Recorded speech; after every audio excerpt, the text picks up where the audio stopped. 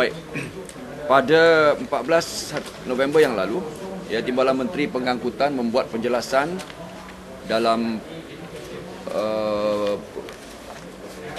perumusan penggulungan Kementerian Pengangkutan ketika saya mencelah bahawa isu pembelian 38 unit electrical multiple unit daripada syarikat Zuzu Electric Locomotive ZELC daripada China tidak wujud apapun irregularities ataupun penyelewengan.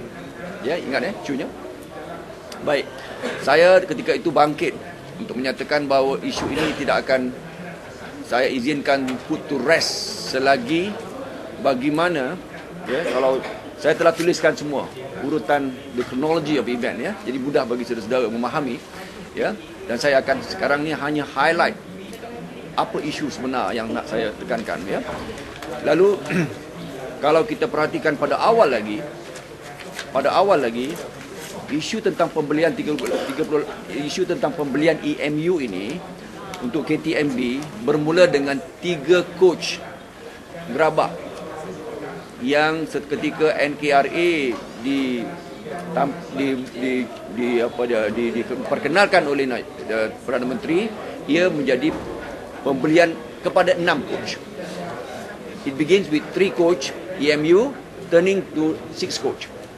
Kerana NKRA berkendakkan memperhajatkan that the rail, the KNTMB be beef up Dan pada ketika itu kalau saya boleh ingatkan kepada saudara-saudara, harga 3 coach di muka surat 2, harga 3 coach EMU itu pada harga 13.725 juta setiap satu 3 coach 3 gerabak EMU. Itu ketika open tender. Ketika open tender, Zuzu mendapat daripada 8 atau 9 atau 10 bidders, Zuzu diberikan kontrak itu. Apapun kalau saudara rujuk kepada apa yang saya tulis, open tender itu diberhentikan, lalu kementerian membuat sikap untuk membeli secara direct nego. Ketika membuat pembelian perolehan direct nego, when they do a direct nego purchase, procurement, bertukar daripada 3 coach kepada 6 coach. Okey. Nah, disitulah bermulanya apa yang pada harga 13 juta has turned to 48 million. 3 coach is 2 times 6 coach, EMU is 2 times 3 coach. EMU menasabah kalau kita kali ganda 2 kali pun 26, tambahlah lagi 6 billion, at most it goes to 30, and I could give even 40, tak apalah, dengan beberapa perbezaan spesifikasi, khususnya CCTV dan side presentation panel. Saya nak mengimbau balik, I want to recollect balik, the two main difference in specification. Lalu ketika pembelian itu dibuat pada harga 48 juta pada setiap satu 6 coach EMU ini, harga dalam pembelian 38 EMUs akan melibatkan 500 juta perbezaan harga. Huge sum of money, yang tidak dapat di account for, kecuali kalau saudara tengok apa yang saya sebutkan, element of commission and kickback. Therefore, SPRM punya kerja adalah untuk cari prosedur itu betul tak betul.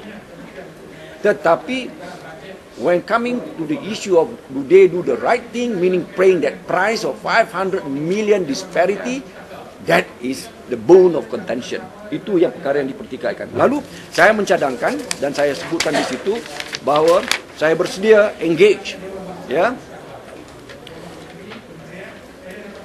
untuk lepas tu saya katakan ironisnya harga yang ditawarkan oleh ZELC melalui rundingan terus melonjak kepada 48 juta muka surat 2 bagi setiap set EMU 6 gerabak berbanding harga tender sebelum 13 juta bagi setiap gerabak 3 coach.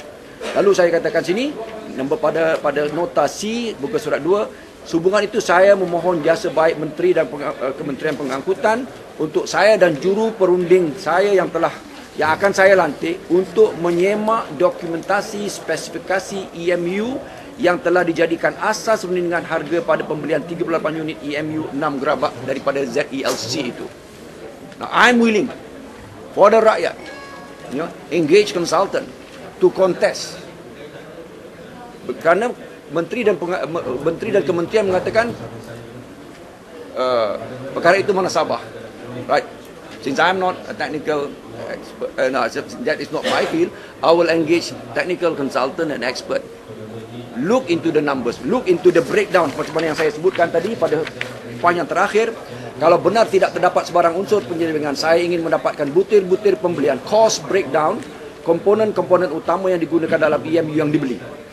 Ini membolehkan saya untuk menyemak dengan konsultan dengan mudah sama ada berlaku penokok tambahan harga yang tidak menasabah sama sekali. I will not put this issue to rest. Dalam bahasa dengan izin, it is a half billion, 500 million issue. Sementara kerajaan sedang mengalami segala bentuk mengikut laporan Ketua Audit Negara. I tell you this, next year, this is going to come up with laporan Ketua Audit Negara.